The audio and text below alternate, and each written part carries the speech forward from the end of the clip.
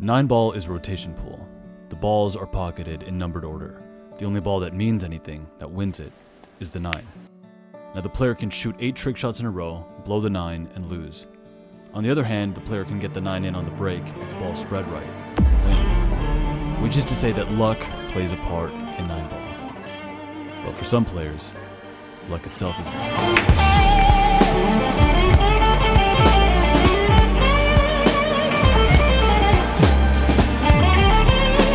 Money loves speed, it's true, but also money loves style. That doesn't get talked about nearly enough in the financial advice space.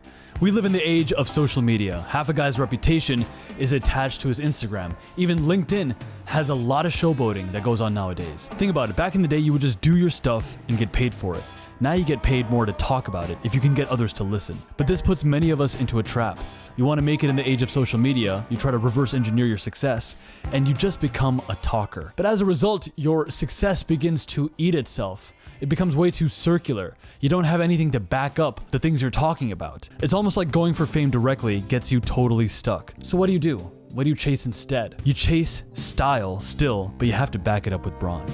You gotta have the muscle. It's a lot easier to get rich when you're someone who has stories worth talking about, when you've done stuff. The one who gets it done, who reads what needs to be read, who makes the sales call, who's gained the experience, the guy who takes the shots. There's not a lot of limitations for someone who believes in themselves. There's not a lot of rules. But even still, here are 5 rules for how you can get rich in the next 5 years. The first idea is this. Ask yourself, what one skill can I develop that will double my income in the next 1 year? A real good indicator that you're on your way to wealth is if you hate your life. Oh shit. The only way you're gonna be happy is fucking working your ass off. Like, that's it. That is happiness, is fucking working your ass off. Anything else, trying to rest, trying to not do that, is fucking misery. Just accept it. And all of that hatred, everything that you're doing is entirely your choice. You hate doing the things you do, but you're able to get yourself to do them anyway. You've got a commitment, a relentless willingness to grind it out. Hard work on intellectual pursuits is actually pretty rare, because truly, a lot of intellectual pursuits can be so damn boring. Right now I'm in a phase where I want to relearn some new skills for the future. So I've been chasing this new Salesforce certification, the Agentforce Specialist. I took it one time, the day I was leaving for my trip to California to attempt Ironman Oceanside, and I failed it. But I got like a 62% with no studying. So I went back, and this is the first season of my life where I'm really studying Salesforce with some kind of aggression. Like, so far I've probably put in 10 or 11 hours of total studying, and it is so freaking boring. You know, record merged fields, grounding, all these technical terms. I realize it takes a little bit of faith to force yourself to study something that's boring. Because you're like, what the heck? You know, life is already miserable as it is. Why am I studying this horrible, horrible thing? That's it. That's time. You woke up this morning thinking that you had to get responsible. It's that willingness to grind it out and to utilize your natural strengths that makes you cunning.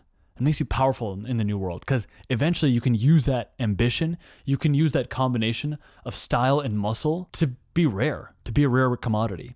Some skills that are worth learning in the new age: AI and machine learning. That's a quote that Mark Cuban said earlier this year. He said if he was young, he would spend all of his energy learning AI. And I actually took that to heart. Another one is cybersecurity. Security professionals are highly sought after, and they command high salaries. Content creation. Now, the thing about content creation is that it's a hell of a lot easier when you actually have a story worth telling and you know how to put it together. But all sales, all lead generation that is unpaid comes from making content. It's the only way that any company really gets any leads. Trade skills. One of my most successful clients in 2024 was actually an electrician, and he made a great income from that.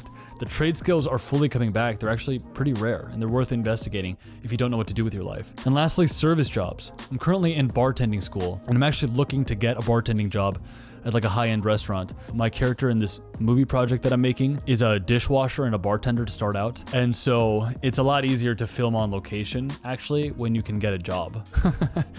You know, having access to some of these buildings and locations and stuff, it's a superpower. It gives you access to an entire set piece that otherwise you would have to pay like several thousands of dollars for. And when you're making an indie project with very little money, it's nice to have access to locations. There's way more that you can do than this. The truth is the exact direction doesn't really matter. The deeper perspective here is that once you start down a path, you need to commit to getting to the very pinnacle of that enterprise. Idea number 2, look at all of your expenses and do a weekly financial audit. How are you feeling right now, man? Hey man, I'm feeling good. Rolando right there's my Robin. I'm Batman. We gotta go crazy. Rolando, are you okay with being Robin? What? Are you okay with being Robin? Who's Batman? With inflation being what it is, this is incredibly hard to do, but cut all costs that don't help. The whole reason that I'm even in Minneapolis is because I moved to Minneapolis to work. Okay. So I was gonna make a significantly more amount of money. The truth is, even the great titans like John D. Rockefeller, they track their expenses every single week. John D. Rockefeller was very famous for basically tracking all expenses and keeping them very, very sharp. Save and invest 10% of your income. Put that money into the S&P 500. Pay yourself first. Put that money away. I think it was Clement Stone who once said, if you cannot save, then the seeds of greatness are not in you. As boring as it is, as simple as this advice is, there's no way to build true wealth without saving. You have to actually develop an attraction for earning, saving, and investing. Just regularly earn, save, and invest, and put that money into assets. You're not gonna be thinking like, oh, I hope I produce content. I hope the seed of a creation is inside of me. You always ask me, what am I most curious about? Yeah. Exploring and like reflecting on and sharing with the world. Yeah. Now it's been my inner dialogue. Yeah. Because my thoughts are not good thoughts. Yeah. But who I'm becoming, that needs to change in order for me to actually have a fulfilling life. Watching a little Sinners right now, trying to get some cinematic inspiration. Idea number 4, stay energetic and attractive. Paul Newman in The Color of Money was 60. It was the first film that he won an Oscar for, despite a long-standing career. On a long enough timeline, fame and personal brand and staying psychologically young is what pays the most. Because in your 40s and your 50s is when you gain the most amount of experience while staying sharp. But one can keep a very long-standing, powerful career into their 60s, and one can definitely stay young. And so it should be your ambition to do that. Too often, I see people just kind of like slip out of the game. They slip out of the game that is life by losing track of their fitness, losing track of their shape, their style, their haircuts, staying sharp, staying on top of things. These things, you carry them with you always. Your body, your vessel, your energy levels, you carry it with you always, and it's manipulated by the most subtle of things. We made the cutoff. I'm pretty sure I did it in under an hour, barely under an hour.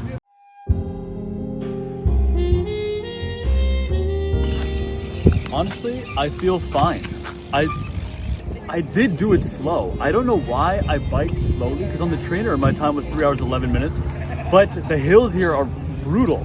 Unbelievable, dude. Like, everyone was walking the hills. You know, the event is one day. It's hard to be mad fully when, like, it has enhanced my life so much. So stay sharp, stay in the game, keep your diet clean, keep your training on point, sleep enough. Because even if you might be of a certain financial standing now, just by the fact that time will pass on and you will get smarter, if you can stay young for longer, then your odds of success go up dramatically.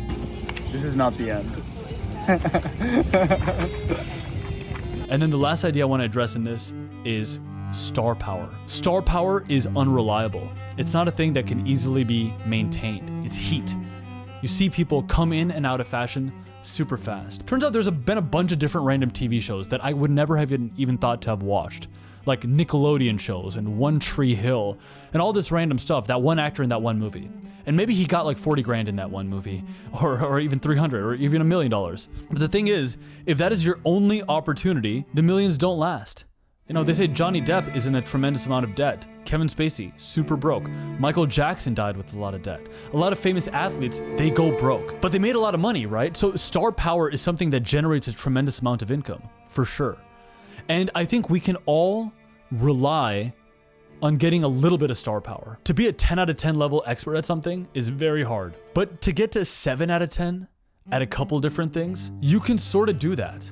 You know, I'm in my own phase of an arc. I think it's fair to say my star power has completely died, but that's okay because it comes and it goes in different seasons of your life. What I would call my star power strategy is aiming for the Ironman World Series and River Rats the film.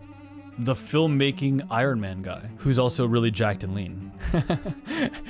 And I would say, what is the exact tangible benefit of that? What's the point of getting like a $5,000 triathlon specific bike? On paper, it's an expense, it's a liability. But these things that we can do, they might just generate us a little bit of star power. And if that star power is just cultivated, maintained, built, then it can get you a tremendous result on a long enough timeline. So the best way forward is to be neither Johnny Depp, who's got all the star power in the world but then lost it for a time and then went super broke, and also not to just be the creature of logic, who earns high income skills, tangible, of the world, maybe not really related to passion, but in it to win it, and then use both avenues to get the result you want. I think if you do both of those things, you invoke star power and you invoke logic with the stuff that you already know, that's like Dave Ramsey financial advice. If you combine the two, then I think in 5 or especially 10 years time, you can take this whole thing really, really far.